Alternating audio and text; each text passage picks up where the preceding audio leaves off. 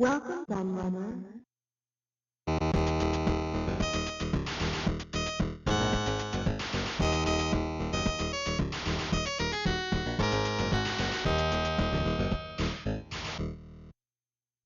Hello everybody, Kieran aka the Laird here, and I've got a hardware review for you today to keep to my current schedule of doing a couple of documentaries followed by a hardware review. So I am keeping up to that with this one, and as you can see we are going to be looking at this big bad lad today. This absolute beast of a system that is the Philips CDI 220. Now there are lots of different models of the CDI out there, but this was the best-selling model. It's the most well-known model. It's the model that I think most people saw when they used to go into Dixon's and go wow over the amazing Palm Springs golf game and see everything running. It obviously goes for the look very much of a VHS player, which is intentional. It was meant to look like a VHS player because Philips' plan was that, you know, the CDI would replace your video player. Of course, we all know that didn't happen, but you can see what they were trying to achieve with this, and I think that's what the match line thing there is. I think, you know, obviously videos often had their own branding as well, so that's what it says on there. I mean, actually, I don't think it only says it there, very small letters, the CDI 220 CDI interactive player. Obviously, this is a LCD display. I haven't got it plugged in at the moment because where I'm filming is not near enough to a plug for me to plug it in. But basically, you know, this comes up with the usual video player type stuff, like the time. It says when it's ejecting, it says when it's loading, all of that kind of thing, and looks much like a digital watch. So I'm going to try to have a look at it. It was actually quite hard to all fit in the frame, so it's going to be even more difficult to show you around it. But before I do that, I actually want to just give you a little bit of my own personal history with the CDI, because I like doing things like that in these hardware reviews. So my first ever job when I was younger was actually working for Game, and I started off working there as a Christmas job, but they gave me full-time hours, so I ended up staying there for quite a while. But when I worked for Game, it was in 1993, and we had the CDI and the 3DO. It was Christmas 93 that I started there, the Jaguar, etc. We had all these things there, you know, to buy, and the CDI itself was actually sitting on the counter. So it was the only console that we had that you could play while you were serving on the till. All the other consoles were set up in their particular zones. So we had a Mega Drive where the Mega Drive games were, we had a SNES where the SNES games were. We actually had a 3DO set up where the 3DO games were. So we had most of our systems set up. We had a CD32 actually as well set up around where the CD32 was. So we had all those systems set up. But the CDI itself was literally just sitting on the counter, because I think it was something at the time, I think we were actually getting paid to promote big time. So we had it, you know, sitting there. So we used to turn the TV around a little bit so we could see it, because it was usually customer facing, and play a few games. If you know, it was quite often Mad Dog McCree that we had on it, but we did put other stuff on it. I remember having Burn Cycle on it at one point. I remember having the Palm Springs golf game, the tennis game, international tennis game. Trying to think of some other games that we had playing on it. Tetris we probably had playing at one point. Defender of the Crown. So yeah, we used to change it around. But anyway, ever since then, I have really fond memories of playing on the CDI back then. I loved it, especially the golf game. I mean, the golf game was just incredible. I'd never seen graphics like that on anything ever. So when I started collecting, one of the first systems I actually thought about picking up was a CDI, because though I loved it when I obviously was at Game, I never actually owned one. So now was my chance, I suppose, to rectify that and get a CDI for myself, and that's this one you can see here. So what actually happened was, one night I was perusing eBay, as you do when you were bored, and this was, God, would have been going back quite a long time now. I'm trying to think. It was probably over 10 years ago. It must have been over 10 years ago. It's much longer than that. But back in the day when eBay couldn't tell the difference between spelling mistakes, so a really good way to get stuff cheap was often to search for the wrong spelling. So one of the common ones you could search was Saga if you wanted Sega stuff, and it would come up with loads of stuff where people have put it as Saga. And there was other ones. There was a misspelling of Atari, and I can't think what people used to put that as. I think it might have been Atri or something like that. Sometimes people used to spell that wrong. But one of the most common, and I think I read it somewhere that on a forum or something, but some people said to search Philips and search it with 2 L's, because a common spelling mistake is a simple one to make is that Philips, as in the electronics brand, only has 1 L, whereas the name nearly always has 2. So yeah, I searched Philips CDI, and actually ending within, like, I think it was about half an hour, was this model you see here with over 50 discs with it, which was a wide range of everything. It had music stuff, it had films, it had games, educational stuff. There was pretty much a mix of everything in there. So it's obviously been a family, owned it and had used it, just about everything for the whole family, I suppose. And it had the digital video cartridge installed, which is a big thing because they're quite expensive and difficult to pick up on their own. You also have to make sure you get the right one for the right model that you have, for a particular model of CDI that you have. And most importantly, which I'll go into in a bit, it had a joypad with it. And these are hen's teeth. They are so difficult to find. I'll take a look at that a bit more when I go into controllers, but that was one of the other things. And so I thought, why not? I'll watch it and have a little bid on it. And I got it for 25 quid. No one else bid on it. I won it. It was starting at 25, I think, and I won it at 25. So absolute bargain of the century, getting a CDI with over 50 discs for 25 quid. Still one of the best bargains I ever got. And it arrived and it all worked perfectly, and I was pretty happy. And then actually just afterwards, I think it was within a couple of weeks of buying it, I was looking for CDI stuff on eBay again. And it was a similar thing. I was looking, there was a misspelling. And it was a lady, and she was selling, I think it was 50, exactly 50 CDI discs. Again, it was a mix of stuff. I won them for a tenner. Again, ridiculous price. And then after I won those, the lady messaged me and said this was literally the last time she was going to list them, because she said she listed them several times and they hadn't sold, and she was about to basically throw them all in the bin. She thought that nobody was interested in them, and she said that she had a box in her loft that had more in, and she had probably about another 50, and if I wanted them I could send her an extra £5 and I could have the whole lot. So yeah, I sent her another £5, and she sent me over 100 more discs, which included games and, say, films and just about everything, and they were in superb condition. And I've bought very few games since, because with sort of 150 odd discs that I got between those two lots, it was close to 200 really, I think, in the end. I didn't really need any more, and and it was absolutely brilliant. I did buy a few odd games I wanted. I think I picked up, like, I remember getting the Zelda games because I was intrigued by them, and Hotel Mario I think I picked up again. I was intrigued by that, and there was a few others I think that I really wanted that I picked up separately. Mad Dog McCree I know I picked up separately because I bought actually a sealed one with the gun and everything, which was great.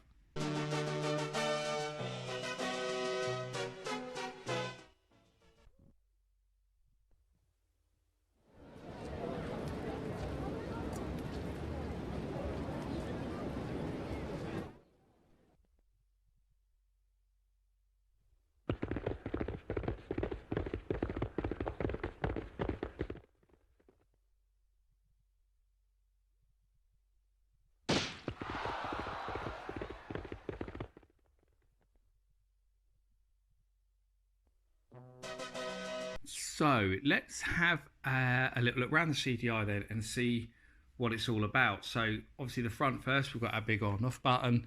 We've got a pause button, which is mainly used for movies, stop, says pull to open, so there's a little flap there. Show you that in a minute. Previous, play, next, open. So you've got all this kind of standard stuff you'd find on a you know, a video or a DVD player kind of thing, but you do have a remote for it as well, which I will show in a little while. But if you haven't got the remote handy, you can just do all the functions from the front of the player itself. So pull to open, as you'll see, it's in there. There's a volume, so there is a volume for the player as well as a volume that you have on the TV. Input and phones. Now the input socket is funny because it's actually, that is a socket for joypad, but it's not the main socket for the joypad because that is on the back. I believe that's actually the one for player 2, which is a bit crazy, but I'll show you that in a little while. So that's under that little flap, and then this, under this flap, that's the CD drive itself. So obviously when you turn it, when you go to open, the motor will push, well actually that is not even motored at all, that will just push this back when it opens. And you've got your tray and you stick your CD in and you close it for it to go back in, and it loads up, or should do, if the laser hasn't gone. The laser is a bit dodgy on mine, and the motor is a bit dodgy on mine, so mine starts to do it. I quite often have to pull it out by hand. It's a bit temperamental, but you find that with a lot of these old CDIs, to be honest, which is why a lot of people now prefer to get the later models that have the flip top lid. The CDI 450, which I'll just mention now, and I'll show an image in the top corner, was the other most popular model, which is the much later one, when they were trying to promote it as a console rather than, you know, a VHS alternative. And the CDI 450 looks very much like a console, came bundled with a joypad, you didn't have to buy one separately, and had a flip top lid, but it took a totally different digital video card, so it had a lot of differences between this model. But it was also a lot smaller. I mean, these aren't only big, as you can see, they're bloody heavy as well. So let's show you what's on the back. Some of those games have fallen down now. Ooh, that's all right. So what we got on the back now, get it in shot better, and some more games have fallen down, that's fine. So what we got on the back, audio right and left, so you can, you know, connect up audio separately if you want to do that, connect it into a hi-fi or whatever, your antenna in and your TV out. So like VHS players did back in the day, where you could plug your aerial in through here and then plug this into your TV, so you could have them on, so you could have them both set up at the same time. So that this is basically being a pass-through device. There's your AV Euro connector. That's often what they called SCART sockets in the UK back in the day. Euro connectors. Seems like such a strange term now to not call them SCART sockets. So there it says FMV extension, and you'll see that it has the digital video cartridge in there. So that's already in there, digital video cartridge for Philips CDI players. There's our video out sockets there, and that one, you might, that says RS232 next to it. That is our joypad socket there on the back. Thankfully you do get quite a long lead, so it doesn't matter too much that it's on the back. And there is our mains, and it uses, as you see, a standard like figure of 8 cable. Really easy to find. The power supply is inside the machine, which is hence why it has this big vent on the side there. I mean, it's so solid, you can probably hear that, and the metal, and it is so big and solid that you can sit a TV on top of it quite happily. And I did have in one of my old places, I had a small CRT TV sitting on top of it. It didn't bend it or dent it or anything. So that shows how bloody solid these things are. They really are solid. And on the sides there is absolutely nothing. They are completely blank. And on the bottom there isn't a lot really. There's just more vents. They're showing that it's made in Belgium, which is quite unusual for it not to be made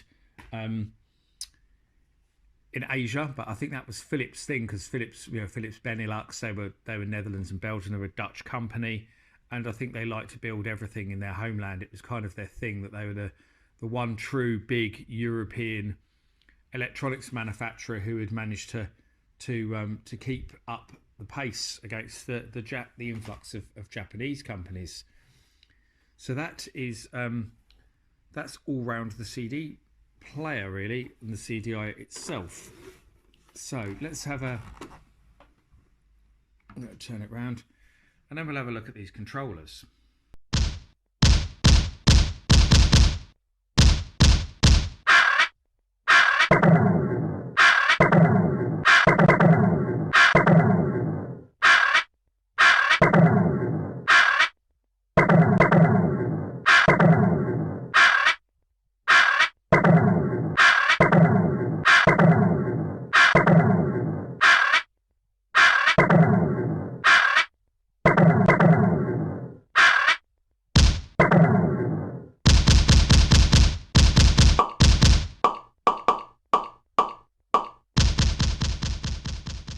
Okay, so I already had a quick look at the joypad, but there are actually two kinds of joypads. This is the one that was sold separately for the original models for the CDI.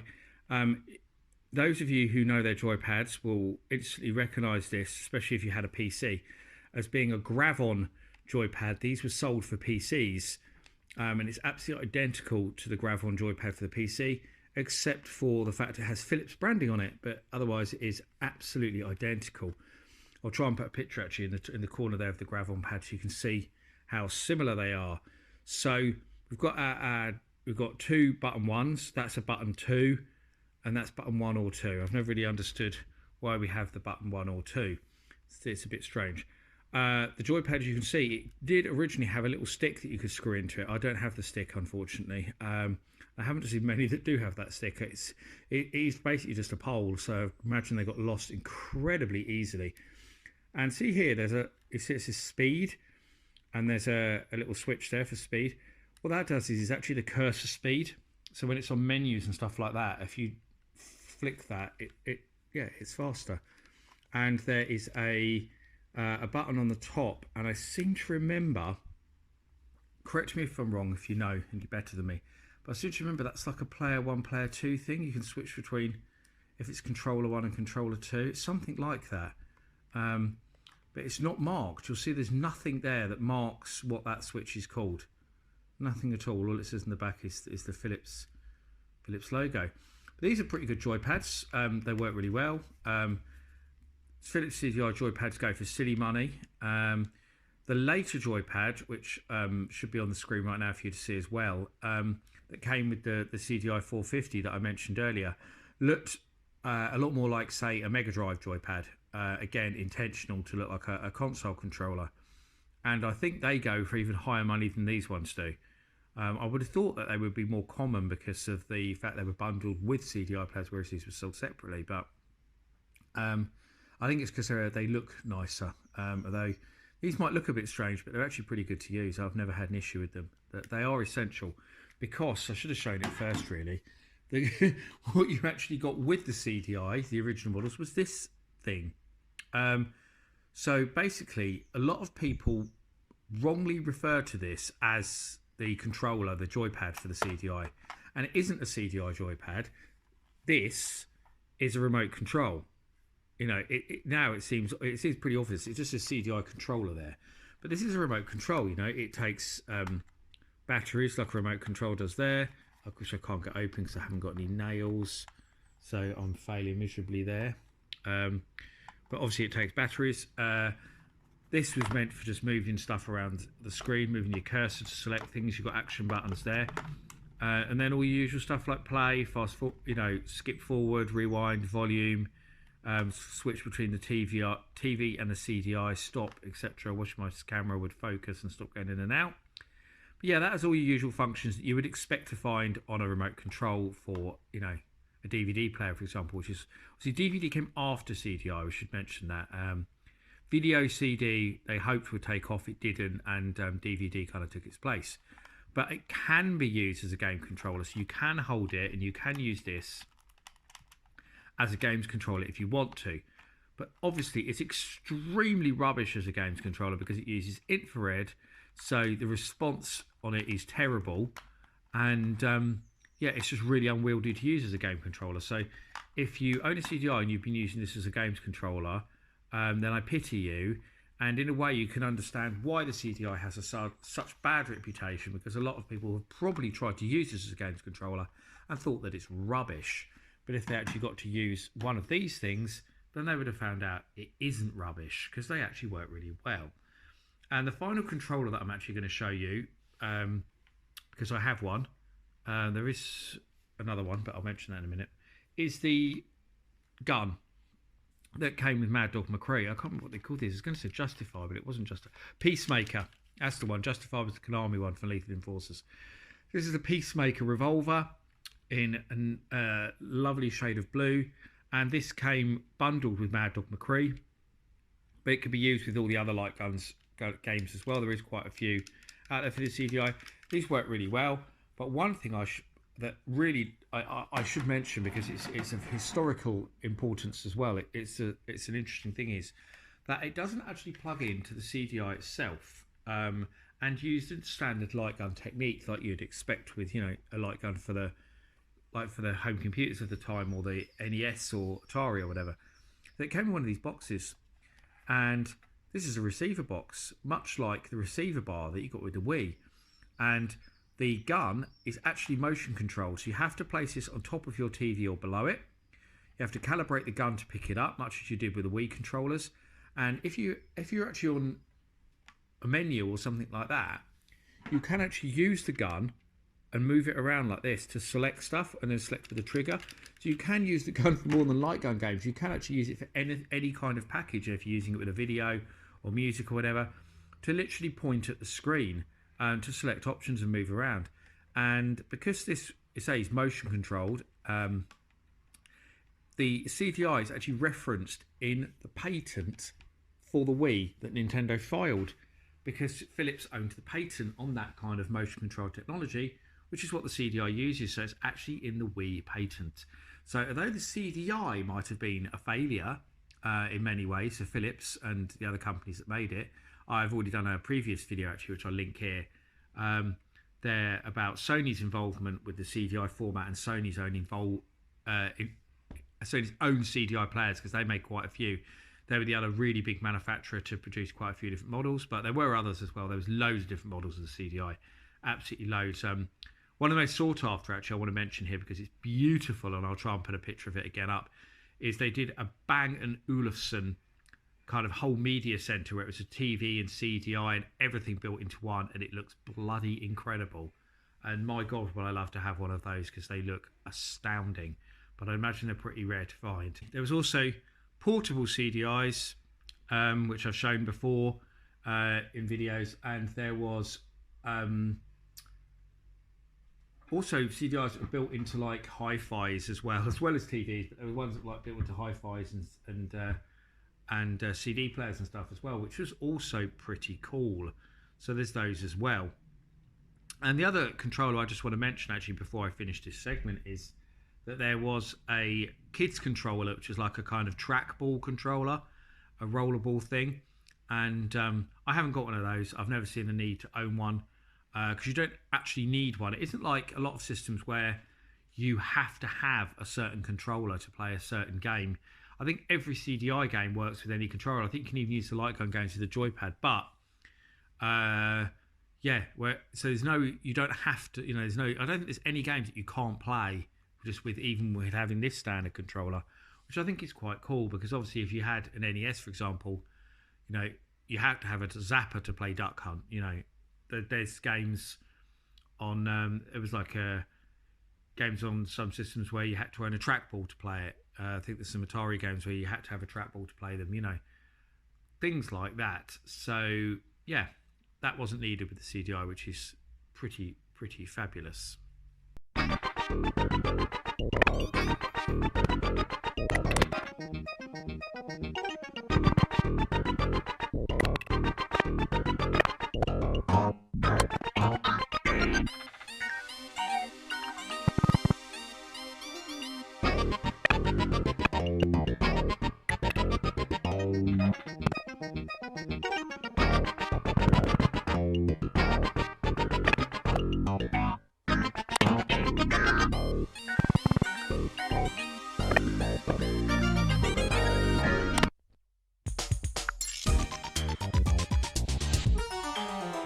So the last thing we're going to do actually is look at some games. So let's get those and cut away from this for a moment, you can see some games. Although obviously I have been putting some little bits of video footage in through this, but I thought it'd be interesting to see the different cases for those of you who are collectors. Okay, so first of all, though, the original cases, and they came like this. They're a little bit larger than a CD case. I'll give you an example here, actually. I can do that. So you see they're a little bit larger. Put it that way as well. They're a bit longer. Near enough the same width, a little bit bigger, but near enough. And the problem with these is that the hinges break at the top really easily. A large portion of the ones I've got like this are broken because they're also, as you can actually see again, quite hard to bloody open. So there we go, and they open like this. Actually, they don't open from the top. So that is just like a plastic hinge. So it's not even connected. So these obviously break so easily. So those, yeah, those are the original cases, and they changed them later on. One, because I imagine that were quite expensive to make, and two, because they were really crap.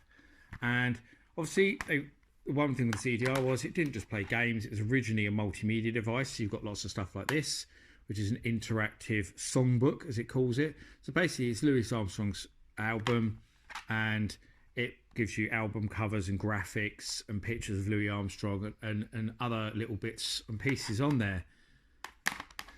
Sesame Street, obviously educational game. The kids mainly was promoted with the the kids roller controller that I mentioned. This is that's a story machine, which is an interactive storybook where you can choose different things within the actual story. Those are quite cool. I put this on for one of my friend's kids years ago, and they were playing these interactive storybooks absolutely hours. They were only 4 years old, and they thought that they were brilliant. So actually, I think kids today can even find them entertaining. So then they moved into more traditional kind of CD cases, like you can see here. Mutant Rampage Body Slam, brilliant scrolling beat 'em up. Surf City, weird kind of interactive music adventure things. So there are games on there and interactivity, but they're rubbish. But it's all about the Beach Boys music. And then we have our movies. So there we go, The Naked Gun, one absolute classics that shows that you have to have the digital video cartridge to play that.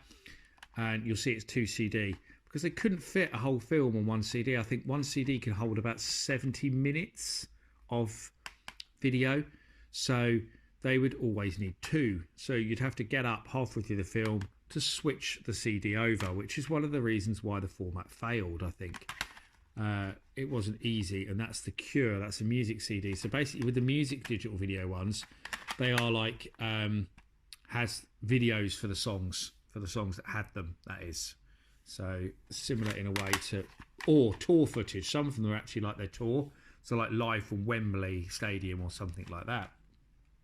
Now there are some variations on these as well, because there are double CD cases like these, and obviously that was easier when there's multiple CDs. I've still got one of them in it. I thought I'd taken all the CDs out because I've mainly put them into soft cases where I've got all my games. It actually shows the on-screen controls in our video sampler. Quite a few of them had this in actually, which is have like little demos of something else that you could buy for the CDI on. So yeah, it actually says they're free music CD sampler. So these are good because these are much better for the double disc movies and stuff. Then there was other strange variations. That's a slight variation on the original cases, you can see, because it's got a black bit at the top, so the races, but it opens exactly the same. And they did do some big box stuff like this, Pecos Bill, which is a story narrated by the late great Robin Williams. There's Cluedo, and the reason why Cluedo's in such a massive box, it's actually like a 16-bit computer game box, like you've got the ST or Amiga, as you'll see, but inside it you've got a set of pens, which I've still got, and you've got your Cluedo cards, so you basically needed those as well to play it, and they're kind of wipe off, so the pens are like whiteboard pens, so you could write on the cards and then just wipe them clean and watch everything on the screen. Why you wouldn't just play a real board game of Cluedo, I don't know, but this has famous actors in it apparently. So there we go. I'm not even sure who even played that to be honest. I think I stuck it on once to check it worked, and that was about it. And then, as I say, the Pecos Bill is quite cool as well, because that slides out, and then you've got this rather nice solid case inside, and which you then open again, and it has everything in it that you can see. Mad Dog McCree I mentioned earlier as well, which came in an absolutely massive box, which I haven't brought out because the box is so flipping huge. I don't even think I'll get it on the screen, but the box is literally the size of the CDI itself because it had the gun in it and the game. Here, this'll shoot the lips off a cockroach. Now, get to the train and blow the Guardian's lights out.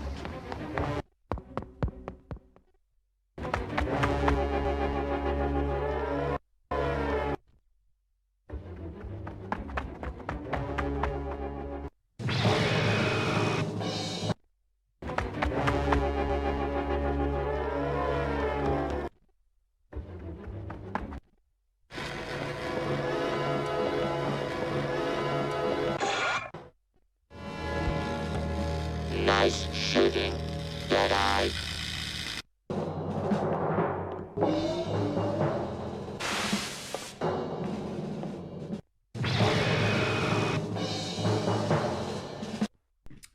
So that's it really. So when I've talked about games, I mean, one of the things to mention is a lot of people say that the CDI hasn't got any good games, so it's not worth owning.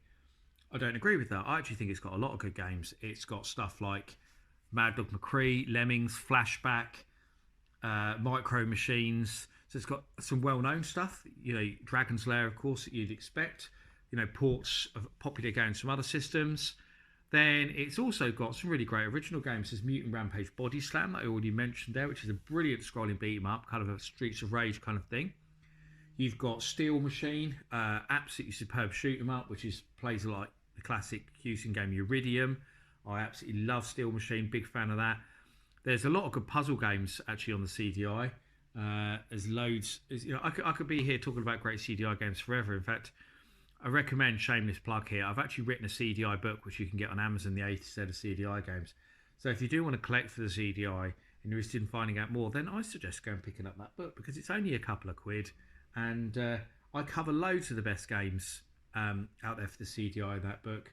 And I'm currently considering making a follow-up book as well, actually, because there's still plenty of stuff that I didn't cover in that book. So, is the CDI worth owning? I think it is. A lot of people give it a lot of hate. A lot of people say it's one of the worst consoles ever made. It's not even close to being one of the worst consoles ever made. It's not an Amstrad GX 4000. It's not a Bandai Palladium. It's not a Casio Loopy or a PV 1000 or any of these Interton 4000. That's my bunny. He's just going to say hello. He's been running around the whole time. You might have seen him pop up a little bit earlier on the film actually, but it's lovely, and we're letting him run around the house and the garden today. So usually you see one of my cats on the video, but today you see my bunny. As I digress. Yes, it's very much worth owning. I think CDI players themselves are still pretty cheap to pick up compared to a lot of other consoles out there now, especially from this generation, like the Jaguar and CD32 and 3DO, which are shot up in price, and they're not cheap to get now at all. You can still get CDIs relatively cheaply, and the CDs, the actual games, are dirt cheap to pick up. The only games that aren't actually cheap to buy are the 3 Zelda games and Hotel Mario, which go for quite a lot of money, literally because of the Nintendo license. That's the only reason they go for a lot of money. And again, they're the games you hear about the most for the CDI. And I'll mention actually, Hotel Mario is really good. And the CDI, the Zelda games, I've got 2 of them, Wand of Gamelon and Faces of Evil. And they aren't nearly as bad as people like to make out. They're perfectly playable. They're not brilliant, but they're perfectly playable. I don't know why people go, oh, worst games ever, but they're the same kind of people who say E.T. is the worst game ever. So, don't listen to them. But yeah, the CDI is worth owning. There's lots of great games that you can pick up for cheap. If you're into your music and films, and there's that side of things you can look at as well. What model do I recommend? I think if you're going to collect CDI and you're going to buy it to play games on, then go and collect the 450. Not this model, because the top loading, so you don't have to worry about the motors going. They're more reliable. They came with a joypad. The digital video cartridge is smaller, easier to find again. And the other thing I'm going to say about another reason to buy a 450 over this model is because these have a timekeeper battery in them for saving information. And once they go in these, mine's gone, they are almost impossible to replace. You have to do a hardware mod to get another one working on there. Whereas on the 450s, the battery is literally a battery. So you just replace it like you would on, say, the Sega Saturn or the Dreamcast or whatever. Much, much better and much, much easier. And that's about it, really. There's not a lot more to say. I hope you enjoyed my look at the CDI. And I'll see you all again for another video very soon. Thanks for watching. Bye-bye.